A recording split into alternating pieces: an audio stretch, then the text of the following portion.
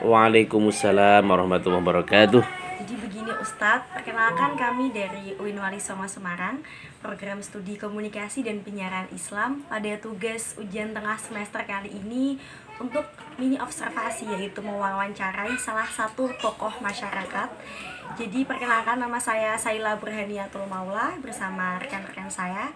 Sebelumnya kami mohon maaf mengganggu waktunya Ustadz. Jadi untuk pengenalan kali ini saya boleh tahu biografinya Ustadz, mungkin asal dan tempat tanggal lahir, nama lengkap seperti itu. Boleh. Oke, silakan Ustadz.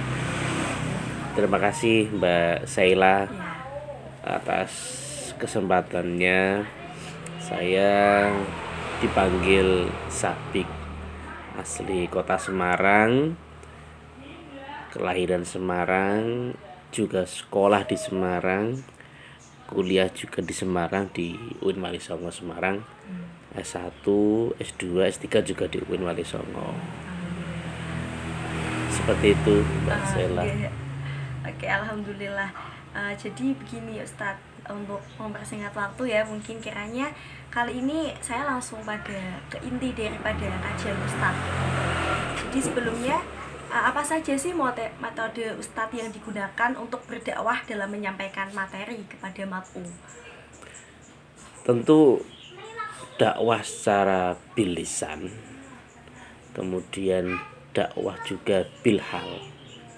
Jadi tidak hanya sekedar dakwah dengan lisan ngomong saja, tapi kita juga ingin membuktikan itu konten dakwah yang kita sampaikan. Seperti itu. Oh iya. Kemudian bagaimana penerapan metode dakwah yang digunakan Ustadz kepada mat'u? Jadi penerapan metodenya itu seperti apa begitu? Yang pertama, kalau bilisan itu kita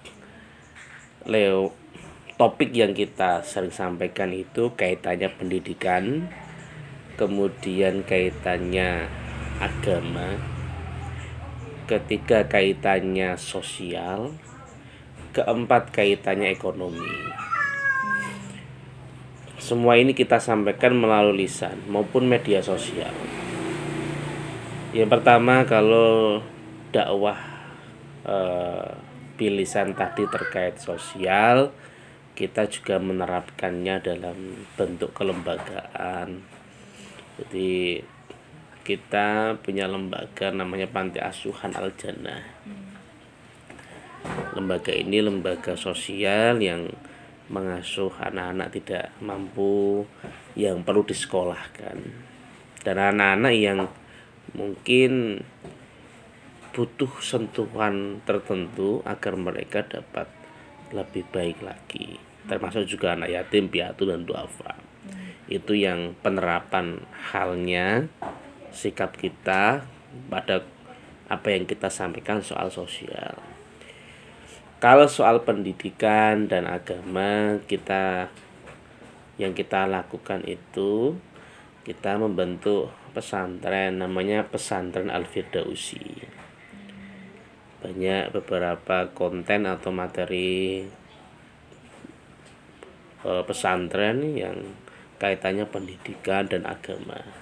Tidak hanya itu, kita terapkan juga di masjid yang kita kelola, Masjid Jami Baitul Amin.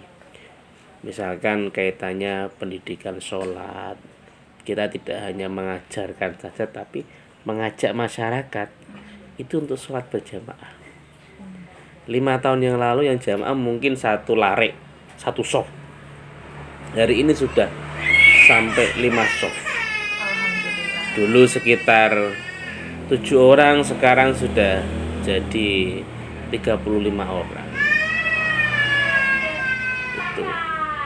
Itu yang kaitannya penerapan kita di bidang pendidikan.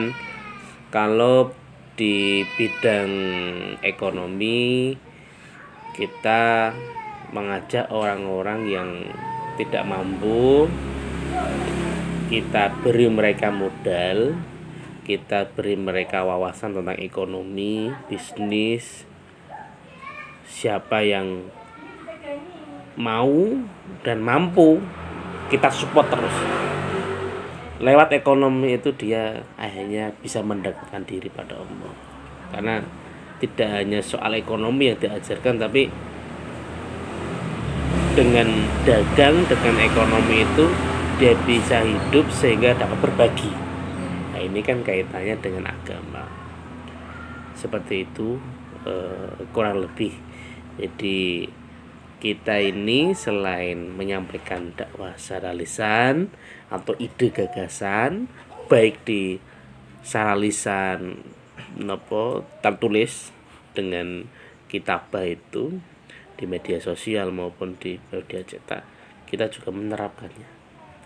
Mengapa kita tidak hanya soal wacana, Mbak? Karena kalau kita ini berhenti pada wacana ngomong saja, kita nggak ada bukti, wah ini masyarakat nggak cepat paham.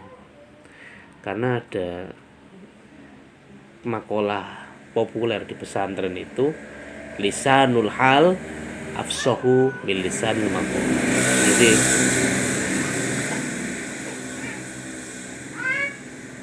mencontohkan lewat perilaku itu lebih mudah dipahami orang, mudah diikuti orang, daripada kita ini hanya ngomong saja.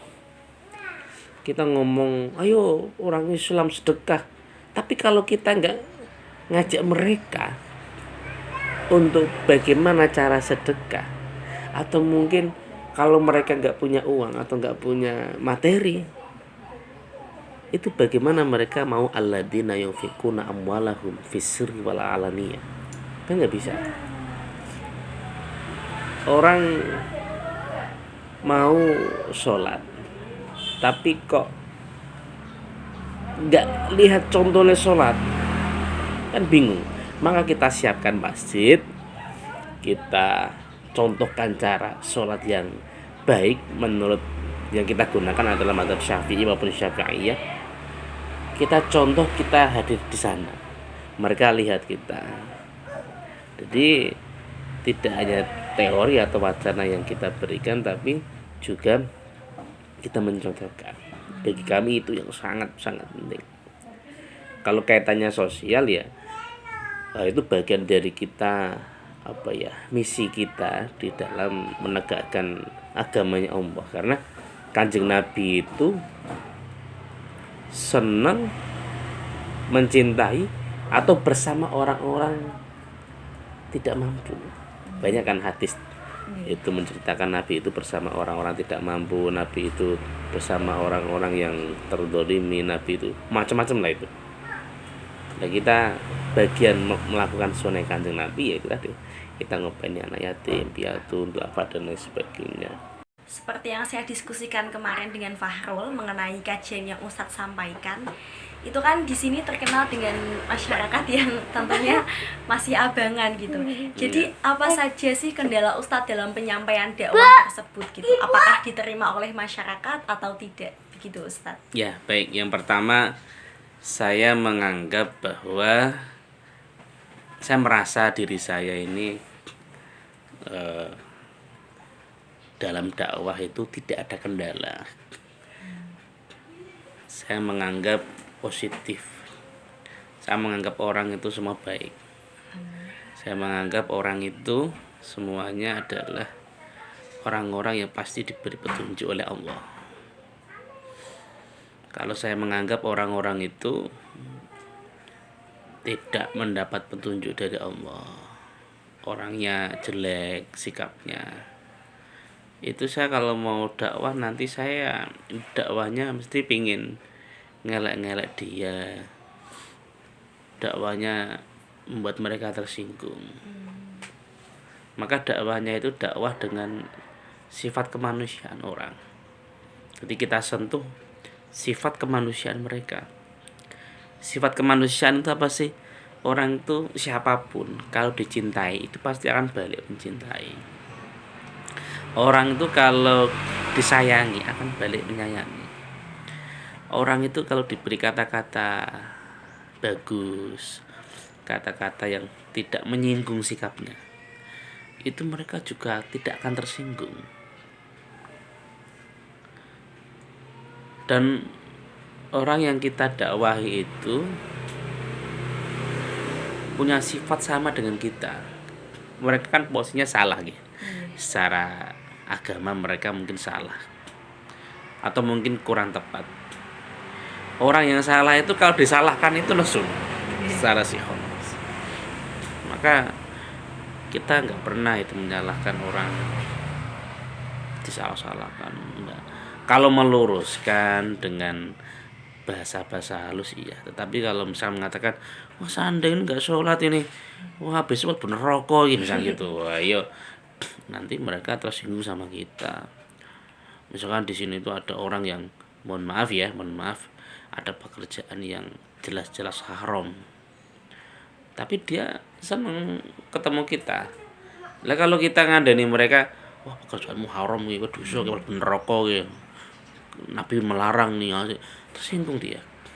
Maka kembali lagi ke tadi, metodenya adalah kita selain bilisan, kita juga pakai hal kita nggih, percontohan nyontoh kita pakai qudwatul hasanah, bukan uswatun hasanah ya. Kalau uswatun hasanah itu tingkatannya Kanjeng Nabi, tapi kalau manusia seperti kita itu qudwatul hasanah gitu. Itu pertama. Kalau pertanyaan ada kendala atau enggak, saya tidak pernah menganggap ada kendala. Terus pokoknya positif semuanya. Terus yang kedua, adakah bagaimana respon masyarakat terhadap kita? Kita sebagai pendakwah nggak perlu melihat respon mereka secara berlebihan. Ya respon orang macam-macam ya, macam-macam, tergantung kesenangan mereka apa. Dan yang saya ketahui selama ini, orang datang itu untuk mendengarkan ngaji itu sama dengan respon yang baik gitu. Berarti respon orang baik, apalagi yang datang banyak. Soal nanti dia ngerjakan dari yang kita sampaikan atau tidak, itu urusan dia. Yang penting mereka datang itu kita sudah senang. Misalkan di ngaji kemarin waktu subuh, kajian subuh Ramadan kemarin, itu ada, biasanya itu yang datang mungkin hanya 20 orang. Ini sekarang lebih, mungkin sampai 70 orang yang datang. Alhamdulillah ya. Karena kita tadi selain ngomong tok, tapi kita menyentuh sifat kemanusiaan orang. Kaitannya ubudiyah ya. Misalkan nih contoh dulu ketika ngaji selapan setiap minggu Kliwon itu ada sekitar belum ada ngaji, belum ada. Terus kita adakan sepi pertama itu. Sepi karena perdana sepi. Yang kedua juga masih sepi. Yang ketiga ngaji selapanan itu kita, kalau orang datang ngaji selapanan minggu pagi itu kita kasih door prize. Door prize-nya macam-macam, ada dispenser, ada tas perempuan ya branded loh. Kemudian ada voucher belanja, ada beras, ada minyak goreng, sembako lah, kaitannya sembako. Pokoknya macam-macam yang hal-hal itu tuh disukai, hal kecil tapi disukai oleh orang banyak. Apalagi waktu minyak langka, wah itu minyak goreng diburu banyak ibu-ibu. Jadi ngaji kita kasih kupon dapat door prize. Wah itu yang datang masya Allah, 100-an orang lebih datang itu. Masjid tidak kamot. Ya kita nggak perlu mengatakan mereka datang nggak untuk ngaji tapi untuk cari door prize. Tidak apa-apa. Nanti lama-lama karena awal-awal itu menikmati manisnya door prize, nanti lama-lama dia akan menikmati manisnya ngaji. Ibu man. Lama-lama kan gitu. Ibu. Berarti itu Kayak secara tidak langsung metode yang Ustadz terapkan juga ya, selain membuat channel YouTube terus. oh nggak punya YouTube, nggak punya Oh, YouTube, nggak punya YouTube, belum punya. belum punya. Kami punya eh, akun Instagram namanya Hai Pembelajar. Itu followernya sudah 100 ribuan lebih. Dan setiap konten yang kita posting itu yang mutar hampir mungkin rata-rata ya 50 ribuan yang muter itu. Belum viewersnya. Tiap bulan itu rata-rata orang yang mengunjungi akun kami itu ada 4 juta orang. Masya Allah. Itu konten yang berkaitan wacana ya. Oke. Karena banyak sekali media-media sosial itu menyampaikan konten agama tanpa mencantumkan siapa yang menulis. Tiba-tiba langsung ini langsung haram dan sebagainya. Tapi enggak, kita yang menulis siapa kita tulis, kita berikan di catatan ke bawah itu diambil dari mana kita tulis. Dan konten ini setiap hari update melalui reelsnya Instagram. Seperti itu. Ada lagi mungkin? Sampun Ustadz. Berarti alhamdulillah ya, sejauh ini tidak ada kendala dan lancar-lancar saja begitu ya Ustadz. Ya, ya Alhamdulillah. seperti itu. Oke, mungkin cukup itu yang dapat saya tanyakan kepada Ustadz, dan terima kasih Ustadz sudah Ya. memberikan Sama-sama. ilmu kepada kami semua. Semoga berkah, Amin. memberikan manfaat Amin. kepada siapa saja untuk kemanusiaan dan peradaban sesuai dengan tagline-nya Win Wali Songo ya. Ya, amin Ustadz. Insya Allah. Terima kasih juga ya Ustadz ya, dapat gajian gratis Oh. pagi-pagi. Alhamdulillah. Oke, jadi Alhamdulillah. ya cukup itu ya Ustadz yang dapat saya sampaikan. Saya Iya. pribadi mohon maaf apabila ada kata-kata yang tidak berkenan di hati. Jadi cukup sekian. Wassalamualaikum warahmatullahi wabarakatuh.